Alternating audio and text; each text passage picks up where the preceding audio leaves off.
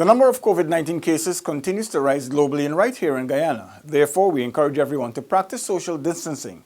Wear a mask if you have to leave your homes and wash your hands thoroughly and frequently as we all strive to stop the spread of the virus. Welcome to InfoHub for Friday, May 8th. Thanks for joining us. As the government continues to render assistance to citizens affected by the COVID-19 pandemic, local medical students studying in Cuba will soon receive care packages from the Department of Public Service. Here are the details on our first report. There's 75 students in all. Our student affairs officer also will get a package, and there's actually one incarcerated student that is in Cuba. So it will be 77 packages in all from the Department of Public Service. But along with that, we're also there are 4 boxers that are stranded in Cuba right now. So the director of sports also requested that some packages were sent to them, and so we're facilitating that, as well as the staff from our foreign affairs that are in Cuba. They're also getting some packages as well. Minister of Public Service, the Honorable Tabitha Sarabohali. The packages were packed on Thursday afternoon. Minister Sarabohali disclosed that the packages from the department totaled approximately 4.4 million Guyana dollars. In the care packages, primarily food items. They have rice, they have a lot of canned stuff. And also we had asked their parents or their loved ones if it is that they needed to send anything personal to them, that they were able to do so with at least 5 pounds. So their personal items that the parents or their loved ones would have sent along with food items from the Department of Public Service. Minister Halley said the packages contain supplies which are expected to last 2 months. Meanwhile, the packages were safely sent off today on a Caribbean Airlines flight. Here again is Anara Khan. Early Friday morning, the packages were transported to the Chadijakan International Airport and loaded onto a Caribbean Airlines flight to Cuba in the presence of the Public Service Minister. Minister Sarabohali explained the reason for the delay in sending relief to the students. We were sort of delayed because we wanted to hear directly from the Cuban authorities as to exactly what is the issue or the state of education and schools in Cuba at this particular point. Last Wednesday, they did an official announcement where they said that school was not closed completely, that there are different ways that they're dealing with it given the COVID-19 situation. And based on that, we recognize that yes, the student couldn't come home at this particular point, but it would be best if the care packages go. It should be noted that the academic course has not been suspended, as it is continuing under the modality of distance learning and will conclude in July as foreseen.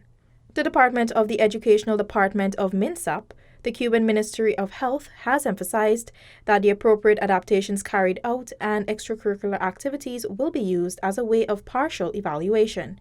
For InfoHub, Anara Khan. Further details on this story can be read on our website, dpi.gov.gy. Let's tell you now that day 3 of the national recount of votes cast at the March 2 general and regional elections got off to an early and smooth start today.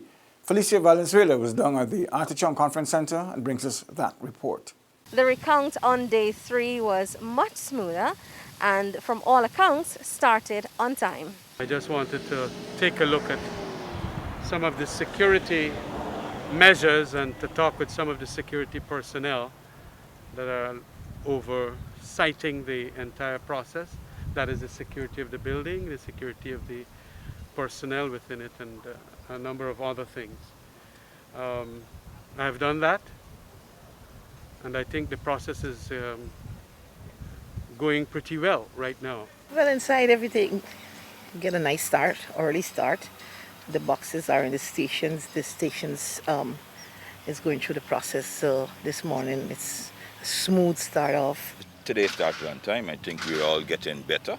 Everyone, the GCOM staff, as well as the observers and the agents. And so we started on time every single day. We work out more and more of the kinks. Minister Patterson says the process, though, remains slow.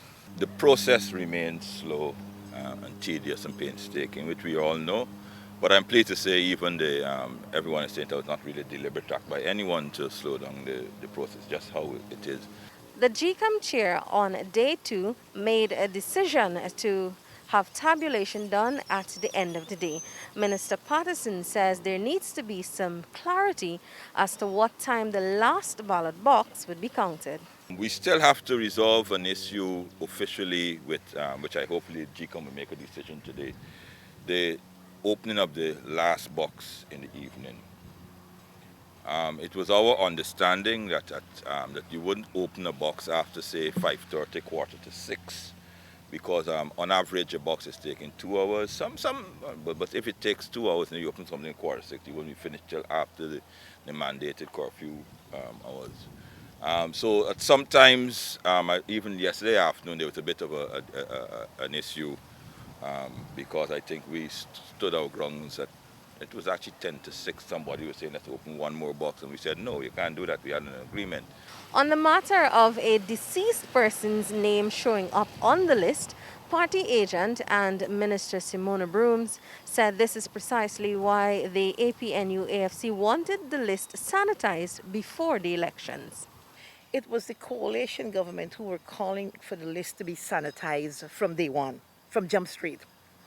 Hadn't the list been sanitized, we would not have been here to object to any dead person voting or anybody that is living overseas, any migrant voting on the list. And that is why from the outset, the coalition, we want a credible election. Well, the morning session would have ended just after 1 o'clock, and the PRO for GCOM updated the media on the morning's proceedings. So far for today, we have completed a total of 17 boxes, 4 in Region 1, another 4 in 2, another 4 for Region 3, and 5 in Region 4. So as of now, we've just completed a total of 17 boxes so far for today. As you may be aware, they would have started that tabulation exercise yesterday, though it started late. What they were able to complete, were able to complete a total of 23 SORs, 14 from Region 1 and 9 from Region 2.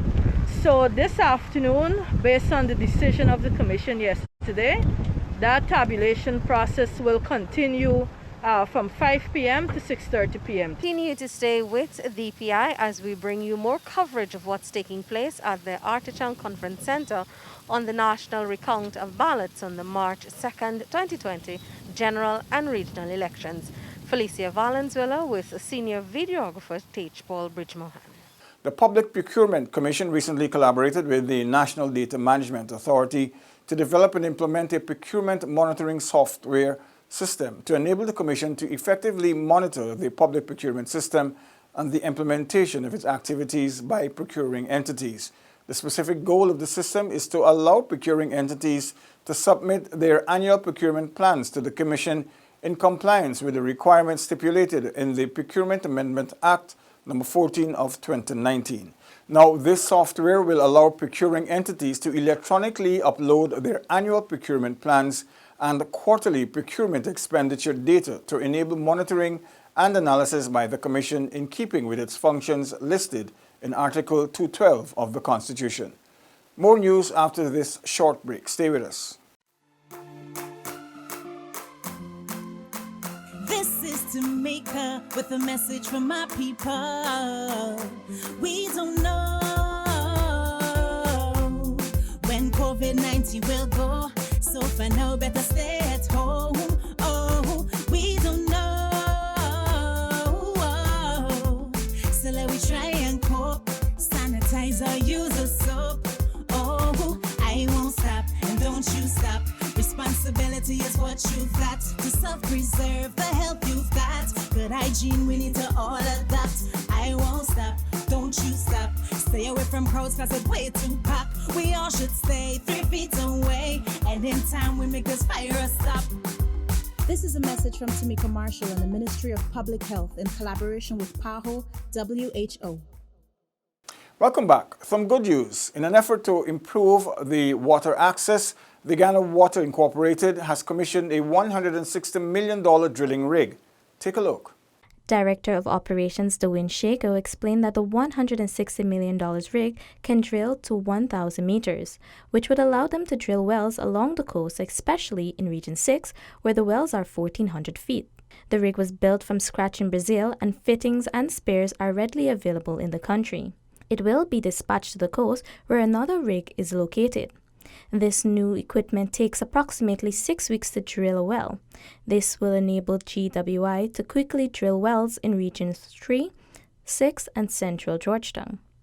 According to Sheiko, GWI plans to drill 8 wells from now to May 2021. The first well we're going to be proceeding with is a well at Central, which is right on Mandela. And that well will allow us to bring this central water treatment plant on 24 hours. So we have areas like Roxham Burnham Gardens, Guyana, east-west from Velt. That area there that is receiving water for about 12 hours a day. The aim is to really bring that area to 24 hours. Following this, the company will proceed to drill wells in Berbice Region 6, the Farm Prospect area on the east bank of Demerara in Region 4, Tushin in Regions 3. Wells will also be drilled in Region 2 and Amelia's Ward in Region 10. Managing Director Dr. Richard Van West Charles stated that when the company's strategic plan was launched, it focused on the company's capacity to improve groundwater production. He noted that 48 wells have been drilled on the coast and hinterland regions since 2015. One of the initiatives of this government has demonstrated its commitment to service people and to ensure that people are provided with the basic needs that they require for sustainable livelihoods. Amid this pandemic, Dr. Van West Charles shared that there has been a 20% increase in water consumption since January. Neola Damon, InfoHub. In recent days, customers of the Guyana Power and Light Incorporated have experienced power outages. GPL's Director of Operations says that these are as a result of planned maintenance works. Shakil Bourne tells us more. Planned maintenance activities are part of GPL maintenance strategy to ensure that the health of the network is at a satisfactory level to allow for a continuous and reliable supply of power to all of our customers. Director Barrett Harjaw noted maintenance works were decreased during and just after the March 2 elections. With the COVID-19 pandemic affecting Guyana, there were additional delays with the maintenance program. With the rainy season upon us, the director said the program has to take effect. It is standard operating procedure that we enhance our maintenance activities by replacing defective line hardware and poles. Also, increase our vegetation management program, which involves planned tree trimming cycle and clearing of all other forms of vegetations along the transmission and distribution lines to ensure the integrity of the network. The GPL director is pleading with customers to be understanding as the company works to upkeep its system by executing much-needed emergency works. We understand that these outages can be of great inconvenience to our customers, since most of them are working at home because of the COVID-19 pandemic.